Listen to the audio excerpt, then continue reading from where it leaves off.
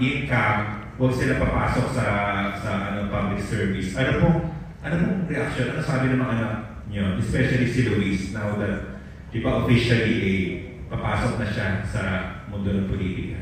Bilang alam natin kung gaano kalaki kinilipan niya sa showbiz. Yes, Alan. Yes, Alan. Alan, mayor pa ako, iniimbitahan na si Lucky tumakbo sa politika. Nung nag-governor ako, ilang beses na inoferan si Lucky tumakbo bilang mayor ng Lipa. Pero every time mag-uusap kami, sinasabi ko, anak, kasi grabe sweldo ni Lucky bilang host, di ba? I mean, kontrata niya sa network, hindi biro. I mean, so, yun ang sinasabi ko lagi sa kanya, anak, ready ka na ba isakripisyo yan? Kasi hindi mo talaga kikitain yung kinikita mo dyan. You get me? May sakripisyo yan and it's really hard work. It should really come from the heart. But again, priceless naman ang fulfillment niyan later on, anak. Pagka, I mean, the legacy, the respect ibibigay sa'yo is priceless. So, that time na ino-offer sa kanya, sabi niya, let me think. Sabi ko, no, you're not prepared yet. But you know what, the difference now, maybe he's more mature. Lucky is now 43 years old, and he's a father now. Meron na rin siyang pamilya, at nag-iba na rin ang outlook niya sa buhay.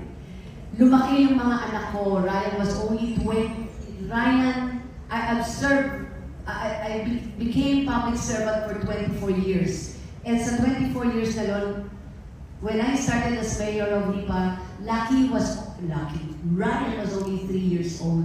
And Lucky was only 27 years old. He's now 43.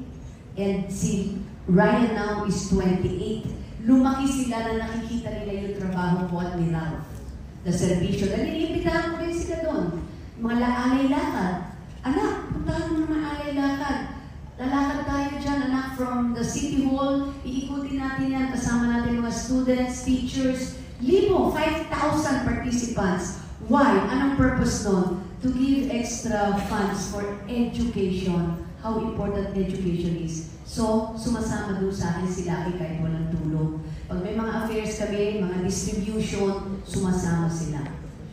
So, nakikita ko yung preparation sa mga anak ko. And nabuo lang yung utak ko, nabuo lang yung puso nila when Sinal became Secretary of Finance. Kasi hindi na siya basta-basta nakakapunta sa Batangas. At ang ginagawa niya representative ay si Lucky at si Ryan. Kasi ako naman nag-shooting.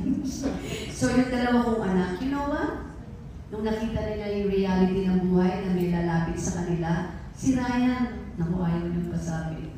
Si Ryan, napapaiyak pa yung anak ko. Pag nakikita niya yung may lumalapit sa kanya lumpo, na binigyan niya ng wheelchair, nakita niya yung totoong buhay, putik-putik yung bahay. Ayaw ng anak ko, naiiyak siya, ma'am, ganun pala yun. Lumalapit sa kanya, maglola, dinadialysis. So, nakikita nila yung totoong buhay ng tao, and same thing with Lucky. So now, nung in-offer sila, na kung pwede sila tumakbo, and then, when I asked Lucky, sabi ko, son, ready ka na ba? I am prepared to serve Batangas, mom. And same thing with Ryan.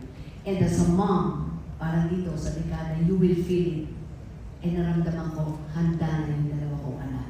At kung meron man akong pagkakatiwalaan, walang iba, kundi yung dalawa kong anak to serve my constituents.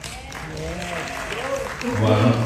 Last question, Ate. You mentioned din kanina na 4 na beses kang inalok to be Vice President. Sabi nga nila, di ba, destiny ang maging Vice Presidente at maging Presidente.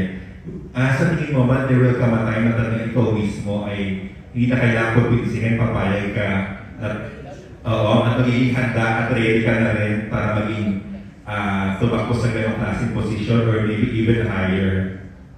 Alam, destiny nga eh. You know, wala naman akong plano sa politika. Kasi kung may plano ko, sana nang inoferan ako to run for Vice President, ginrab ko na. Kasi, syempre, naman, Vice President's second most powerful in the land, you know. But hindi yun ang priority ko eh. Pag hinihilingan ako to serve, hindi ko priority yun. The mere fact lang na pinagkakatiwalaan ako is malaking bagay na sa akin. Ibabalik ko lang yun. At yun ang ginagawa ng Batangas sa akin. Pero preparing myself to run for a higher position like Vice President, hindi ko dream yun. At hindi madali yan. Kanina sinabi ko, hindi madaling pumasok sa gobyerno. Believe me, hindi madali. Kailangan lang talaga, you should learn more and at the same time, make sure meron kang talino, but make sure meron kang puso. Yun lang yung dalawang yung talino at puso. Pero to aim for more, hindi na. As it is, I am very, I thank God because I'm comfortable with my life.